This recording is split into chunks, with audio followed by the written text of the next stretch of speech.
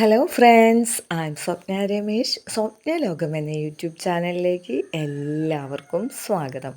ഇന്നിതാ രാവിലെ തന്നെ എഴുന്നേറ്റ് കടല വേവിച്ച് വെച്ചിരിക്കുകയാണ് കേട്ടോ. കടലയും അതുപോലെ തന്നെ ഒരു തക്കാളി, കുറച്ച് 3-4 കുട്ടി സവാളകളൊക്കെ അരിഞ്ഞിട്ട് വേവിച്ചതാണ് കേട്ടോ. ഇനി നമുക്ക് കാച്ചിയെടുക്കാം. അപ്പോൾ ഇന്ന് പുട്ടാണ് ഉണ്ടാക്കിയിരിക്കുന്നത്. അപ്പോൾ പുട്ടും കടലയും കഴിക്കാൻ നല്ല രസമാണ്. അതുപോലെ തന്നെയാണ് പപ്പടം കൂട്ടി കഴിക്കുന്നതും. അപ്പോൾ പപ്പടം കൂടി വറുത്ത് വയ്ക്കുന്നുണ്ട് കേട്ടോ. അപ്പോൾ വേഗം നമുക്ക് ജോലികളൊക്കെ കഴിച്ചിട്ട് വേണം, ബ്രേക്ക്ഫാസ്റ്റൊക്കെ കഴിച്ചിട്ട് തൊട്ടടുത്തുള്ള പതിയാരി ക്ഷേത്രത്തിലൊക്കെ പോകണം കേട്ടോ. അപ്പോൾ നമ്മൾ വെളുപ്പിന് തന്നെ എഴുന്നേൽക്കുന്നുണ്ട്. എഴുന്നേറ്റ വഴി തന്നെ മുറ്റമടിയും അതുപോലെ വീടൊക്കെ അടിക്കുകയും തുടച്ചിടണ ദിവസങ്ങളിൽ തുടച്ചിടുകയൊക്കെ ചെയ്യും കേട്ടോ. അതിന് ശേഷം ഞാൻ വന്ന് കിച്ചണിൽ കയറി കഴിഞ്ഞിട്ട് വേഗം ചോറ് വയ്ക്കാനും അതുപോലെ തന്നെ കുക്കറിൽ എന്തെങ്കിലും വെക്കാനുണ്ടെങ്കിൽ വെക്കാനും നോക്കൂ കേട്ടോ.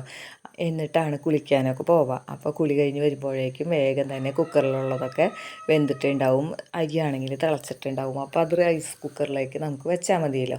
അപ്പോൾ ഇതാ കാച്ചി എടുക്കുകയാണ് കേട്ടോ. ഈ കടല പതുക്കെ അങ്ങോട്ട് ഉടച്ചും കൂടി കൊടുത്തിട്ടുണ്ടെങ്കിൽ നല്ല തിക്ക് ഗ്രേവി ആവും കേട്ടോ. നമ്മൾ തക്കാളിയൊക്കെ ഇട്ടും കഴിഞ്ഞിട്ട് ഈ കുക്കറിലിട്ട് അടിച്ചത് കൊണ്ട് തന്നെ ഈ ഗ്രേവി നല്ല തിക്കാവാനായിട്ട് വേഗം പറ്റൂ കേട്ടോ. മസാലപ്പൊടിയൊക്കെ ചേർത്തിരിക്കുന്നത് കൊണ്ട് തന്നെ നല്ലൊരു സ്മെല്ലൊക്കെ ഉണ്ട് കേട്ടോ. അങ്ങനെ അതൊക്കെ റെഡി ആയിട്ടുണ്ട്. പിന്നെ ഉണ്ടല്ലോ, ഇത് ഉച്ചതിരിഞ്ഞുള്ള വിശേഷങ്ങളാണ് കാണിക്കുന്നത് കേട്ടോ. ഇന്ന് കുഞ്ഞി മത്തി വാങ്ങി വെച്ചിട്ടുണ്ടായിരുന്നു രാവിലെ.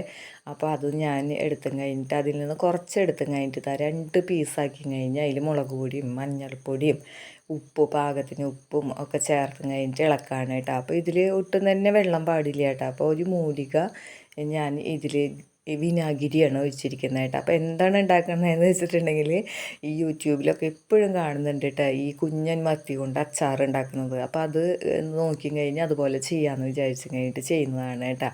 ഉലുവ വറുത്തും കഴിഞ്ഞിട്ട് ഇതിലിട്ട് കഴിഞ്ഞിട്ട് പൊടിക്കുകയാണ് കേട്ടോ. ഉലുവാപ്പൊടി നമ്മൾ ചേർക്കണം. അങ്ങനെ ആ ഉലുവാപ്പൊടിയും ഒക്കെ ചേർത്തും കഴിഞ്ഞിട്ട് ഇങ്ങനെ നല്ല പോലെ മിക്സ് ചെയ്തും കഴിഞ്ഞിട്ട് 2 മണിക്കൂർ നമ്മൾ ഫ്രിഡ്ജിൽ വെക്കുന്നുണ്ട് കേട്ടോ. 2 മണിക്കൂർ അത് അവിടെ ഇരുന്ന് നല്ല പോലെ മസാലയൊക്കെ പിടിക്കട്ടെ. അതിന് ശേഷം വേണം അതൊക്കെ ഉണ്ടാക്കാനായിട്ട് കേട്ടോ. അപ്പോൾ ഉലുവയൊക്കെ അങ്ങോട്ട് പൊടിച്ചത് ചേർക്കുമ്പോൾ നല്ലൊരു സ്മെല്ലാണ് കേട്ടോ. അപ്പോൾ ആ മത്തിയുടേതായിട്ടുള്ള ആ സ്മെല്ലൊക്കെ ഒന്ന് മാറിക്കിട്ടട്ടെ. അപ്പോൾ അത് ഫ്രിഡ്ജിലേക്ക് വെച്ചിട്ടുണ്ട് കേട്ടോ.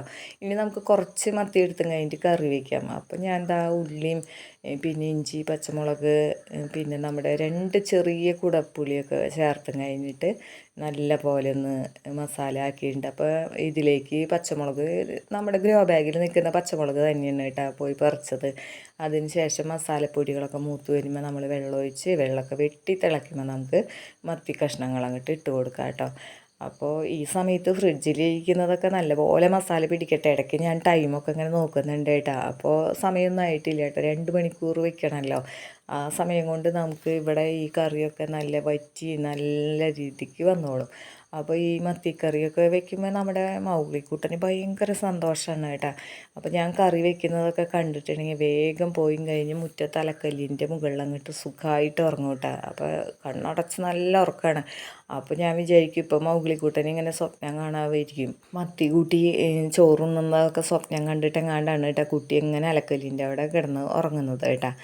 കറി വറ്റുമ്പോഴേക്കും നമുക്കുണ്ടല്ലോ ഈ അച്ചാറിലേക്ക് വേണ്ടുന്ന ഇഞ്ചി, പച്ചമുളക് ഇതൊക്കെ അരിഞ്ഞൊക്കെ വെക്കുക കേട്ടോ. അതാ മത്തിക്കറിയൊക്കെ വറ്റി വന്നിട്ടുണ്ട് കേട്ടോ. ഇത്തിരി എരിവ് കൂടുതലാണെന്നാണ് തോന്നുന്നത് കേട്ടോ. എന്നാലും കുഴപ്പമില്ല, അത് ഇരുന്ന് ഇങ്ങനെ ശരിയായിക്കോളൂ കേട്ടോ. അപ്പോൾ ഇനി നമുക്ക് അച്ചാറിടാൻ വേണ്ടിയിട്ട് ഇതാ ഫ്രൈ പാൻ വെച്ച് കൊടുത്തിട്ടുണ്ട് കേട്ടോ. വെളിച്ചെണ്ണ അങ്ങോട്ട് നല്ല പോലെ ചൂടായി വരുമ്പോൾ നമുക്ക് മത്തി കഷ്ണങ്ങൾ ഇട്ടും കഴിഞ്ഞിട്ട് വറുത്ത് കോരാം കേട്ടോ. മത്തി കഷ്ണങ്ങൾ ഇട്ട് വറുത്ത് കോരാന്ന് പറഞ്ഞാൽ നല്ല ക്രിപ്സി ആയിരിക്കണം കേട്ടോ. നല്ല പോലെ മൊരിഞ്ഞിട്ട് വേണം വറുത്ത് കോരാനായിട്ട് കേട്ടോ. അങ്ങനെ ഇങ്ങനെ ഇട്ടും കഴിഞ്ഞിട്ട് നല്ല പോലെ വേവട്ടെ. അപ്പോൾ നമ്മൾ തിരിച്ചും മറച്ചും ഒക്കെ ഇട്ടും കഴിഞ്ഞാൽ ഒരു കഷ്ണം പോലും സോഫ്റ്റായിട്ട് ഇരിക്കാൻ പാടില്ല കേട്ടോ. അപ്പോൾ അതുകൊണ്ട് തന്നെ ഇങ്ങനെ നല്ല രീതിക്ക് ഇങ്ങനെ മറിച്ചും തിരിച്ചൊക്കെ ഇടാം. അപ്പോൾ ഇതിങ്ങനെ കിടന്ന് സൗണ്ട് എടുക്കുന്നുണ്ടല്ലോ. അപ്പോൾ അലക്കല്ലിൻ്റെ അവിടെ ഉറങ്ങാനായിട്ട് പോയ നമ്മുടെ മൗഗ്ലിക്കുട്ടൻ പതുക്കെ വന്നു കഴിഞ്ഞ് ചവിട്ടുപടിയുടെ എവിടെയാണ് ഇപ്പോൾ കിടക്കുന്നത് കേട്ടോ. അങ്ങനെ നല്ല രീതിക്ക് തന്നെ മുരിഞ്ഞൊക്കെ വരുന്നുണ്ട് കേട്ടോ. കുറച്ചും കൂടി ഒന്ന് ആവട്ടെ എന്ന് വിചാരിച്ച് ഇങ്ങനെ ഇട്ട് വെച്ചിരിക്കുന്നതാണ് കണ്ട. അങ്ങനെ നല്ല കടുമുടാന്നായിട്ടുണ്ട് കേട്ടോ. അപ്പോൾ അതൊക്കെ വറുത്ത് മാറ്റി വെച്ചിട്ടുണ്ട്. ചീനച്ചട്ടിയിൽ 2 സ്പൂൺ വെളിച്ചെണ്ണ ഒഴിച്ചും കഴിഞ്ഞിട്ട് കടുകിട്ട് പൊട്ടി വരുമ്പോൾ നമ്മൾ അരിഞ്ഞ് വെച്ച ഇഞ്ചിയും പച്ചമുളകും വേപ്പില കുനുകുനാന്ന് അരിഞ്ഞിട്ടുണ്ട് കേട്ടോ. അതൊക്കെ ഇട്ട് കൊടുക്കാം കേട്ടോ. അങ്ങനെ ഇതൊക്കെ ഇങ്ങനെ മൂത്തൊന്ന് വരുന്ന സമയത്ത് നമുക്ക് ലേശം കൂടി മുളക് പൊടിയും അതുപോലെ ലേശം മല്ലിപ്പൊടിയും ഈ സമയത്തും ലേശം ഉലുവാപ്പൊടിയും ചേർക്കുന്നുണ്ട് കേട്ടോ. അങ്ങനെ അതൊക്കെ ഒന്ന് മൂത്ത് വരുന്ന സമയത്ത് നമുക്ക് കുറച്ച് വിനാഗിരിയും കൂടി ഒഴിച്ച് കൊടുക്കാം കേട്ടോ. വിനാഗിരി ഒഴിച്ച് കൊടുത്തു കഴിഞ്ഞ് അതൊന്ന് തിളച്ച് കഴിയുമ്പോൾ നമുക്ക് വറുത്ത് മാറ്റി വെച്ചിരിക്കുന്ന ആ കഷ്ണങ്ങൾ ഇടാം. അപ്പോൾ ഈ ഗ്രേവി ഒന്ന് തിക്കായി കഴിയുമ്പോൾ നമ്മുടെ മത്തി കഷ്ണങ്ങൾ ഇതിലെടുത്ത് ഇട്ടാൽ മതി കേട്ടോ. ഇനി ഈ സമയത്ത് നമുക്ക് കായപ്പൊടി ചേർക്കാം കേട്ടോ. അപ്പോൾ കായപ്പൊടി ഇവിടെ ഉണ്ടായിരുന്നില്ല, ഇന്ന് രമേശേട്ടൻ വാങ്ങി കൊണ്ടുവരുള്ളൂ കേട്ടോ. അപ്പോൾ അതുകൊണ്ട് തന്നെ ഞാൻ ഈ ഒരു ടൈമിൽ ഇടുന്നില്ല കേട്ടോ. എപ്പോഴാണോ കൊണ്ടുവരുന്നത് ആ സമയത്ത് ചേർക്കുന്നുള്ളൂ കേട്ടോ. അപ്പോൾ അതും കൂടി ചേർക്കാം. അപ്പോൾ ഈ ഒരു നല്ല ഉലുവപ്പൊടിയുടെയും കായപ്പൊടിയുടെയും ഒക്കെ സ്മെല്ല് കൊണ്ട് തന്നെ നമ്മുടെ മത്തിയുടെ സ്മെല്ലൊന്നും ഇപ്പോൾ തോന്നുന്നേ ഇല്ല കേട്ടോ. അപ്പോൾ ഇത് നല്ലൊരു അച്ചാറായിട്ട് മാറും. അപ്പോൾ യൂട്യൂബിലൊക്കെ കാണുന്നതൊക്കെ കറക്റ്റ് തന്നെയാണ് കേട്ടോ. നമുക്ക് തിക്ക് ഗ്രേവി എന്തോരം വേണോ അതിനനുസരിച്ച് വിനാഗിരിയൊക്കെ ചേർക്കാം കേട്ടോ. അപ്പോൾ ഞാൻ ഈ കഷ്ണങ്ങളും കൂടിയിട്ട് ഇളക്കാണ് കേട്ടോ. അപ്പോൾ മക്കൾ ഇവിടെ ഇല്ലാത്തത് കൊണ്ടാണ് കേട്ടോ ഇങ്ങനെയുള്ളൊരു അച്ചാറൊക്കെ ഉണ്ടാക്കാനായിട്ട് പറ്റുന്നത് കേട്ടോ. മത്തി ഇവിടെ വാങ്ങി കഴിഞ്ഞ് നന്നാക്കുന്നത് പോലും മക്കൾക്ക് ഇഷ്ടമല്ല കേട്ടോ. അപ്പോൾ പിന്നെ ഉണ്ടാവും ഇതുപോലെ ഇട്ടും കഴിഞ്ഞിട്ട് കുറേ നേരം മത്തി ഓരോന്നൊക്കെ ചെയ്ത് ഇങ്ങനെ പുതിയ പുതിയ ഡിഷൊക്കെ ആക്കി മാറ്റുമ്പോൾ അവരുണ്ടെങ്കിൽ കളിയാക്കാനായിട്ടാ. അപ്പോൾ ഇതാ ഇങ്ങനെ ഇത് നല്ല രീതിക്ക് തന്നെ ആയിട്ട് കേട്ടോ. നമുക്കൊരു കുപ്പിയിലൊക്കെ ആക്കി കഴിഞ്ഞിട്ട് എടുത്ത് വയ്ക്കാനായിട്ടൊക്കെ പറ്റും കേട്ടോ. അപ്പോൾ ആവശ്യമുള്ളപ്പോൾ ഓരോ കഷ്ണമൊക്കെ വെച്ച് കഴിഞ്ഞിട്ട് എടുത്താൽ മതി. നല്ല ടേസ്റ്റ് ഉണ്ടായിരുന്നു കേട്ടോ. നല്ല ടേസ്റ്റ് എന്ന് പറഞ്ഞാൽ നല്ല ടേസ്റ്റ് ഉണ്ടായിരുന്നു. ആദ്യം തന്നെ ഒരു പീസ് എടുത്തു കഴിഞ്ഞിട്ട് ഞാൻ മൗഗ്ലിക്കുട്ടന് ചോറ് കൊടുത്തു കേട്ടോ. അപ്പോൾ മൗഗ്ലിക്കുട്ടൻ വേഗം അത് തിന്നുന്നുണ്ടായിരുന്നു കേട്ടോ. കുറച്ച് എരിവ് ഇത്തിരി കൂടി നിൽക്കുന്നുണ്ട്. അച്ചാറല്ലേ, ഇത്തിരി എരിവും പുളിയൊക്കെ ഇത്തിരി കൂടുതലൊക്കെ ഉണ്ടായിരിക്കും. എന്നാലാണ് നമ്മളൊരു കഷ്ണം വെച്ചൊക്കെ എടുക്കുകയുള്ളൂ അല്ലേ. അങ്ങനെ അത് ചൂടാറി കഴിയുമ്പോൾ ഞാനൊരു കുപ്പിയിലാക്കി കഴിഞ്ഞിട്ട് എടുത്ത് വെച്ചിട്ടുണ്ട് കേട്ടോ. നമ്മുടെ കോഴിമക്കളെ അഴിച്ചു വിട്ടിരിക്കുകയാണ് കേട്ടോ. അപ്പോൾ ഇനി നായി വന്നാലൊന്നും പേടിക്കേണ്ട, ഞാൻ നോക്കിക്കോളാമെന്നും പറഞ്ഞിട്ടാണ് സിറ്റ് ഔട്ടിൽ ഇങ്ങനെ തല നീട്ടി കിടക്കണം കേട്ടോ മൗഗ്ലിക്കുട്ടൻ. അപ്പോൾ അല്ലി അതുപോലെ ബാക്കി പിടക്കോഴികളൊക്കെ അന്ന് നായി വന്ന് പോയതിന് ശേഷം മുട്ടയിടണില്ല കേട്ടോ. അപ്പോൾ ഇങ്ങനെ കോഴികൾക്കൊരു പ്രത്യേകതയുണ്ട്, പേടി തട്ടിയിട്ടുണ്ടെങ്കിൽ അവർ മുട്ടയിടില്ല കേട്ടോ. അതിപ്പോൾ അവരുടെ കൂട് അവിടെ നിന്ന് ഒരു സ്ഥലത്തു നിന്ന് മറ്റൊരു സ്ഥലത്തേക്ക് മാറ്റുക അങ്ങനെ ഇങ്ങനെയൊക്കെ കൂടൊക്കെ പിടിച്ച് വലിക്കുക അങ്ങനെയൊക്കെ ചെയ്താലും അവർ പേടിച്ചിട്ട് കുറച്ച് ദിവസം മുട്ടയിടില്ല. അപ്പോൾ ഇപ്പോൾ നായകളെ കണ്ടേ പിന്നെ അവർ മുട്ടയിടുന്നേ ഇല്ല കേട്ടോ. അപ്പോൾ ഞാൻ പുറത്തേക്ക് ഒന്ന് ഇറങ്ങിയതാണ് കേട്ടോ. അപ്പോഴേക്കും മൗഗ്ലിക്കുട്ടൻ എന്നെയൊക്കെ വെട്ടിച്ച് ഓപ്പോസിറ്റ് പറമ്പിലേക്ക് കയറിയിരിക്കുകയാണ് കേട്ടോ. അവിടെയാണെങ്കിൽ ഹരിതകർമ്മസേനയുടെ 2 ചാക്കൊക്കെ വെച്ചിട്ടുണ്ട്. അപ്പോൾ അതൊക്കെ പരിശോധിക്കുന്നുണ്ട് മൗഗ്ലിക്കുട്ടൻ. ഇത് എന്താണാവോ ഇതിൻ്റെ ഉള്ളിൽ നിന്നൊക്കെ വിചാരിച്ചിട്ട്.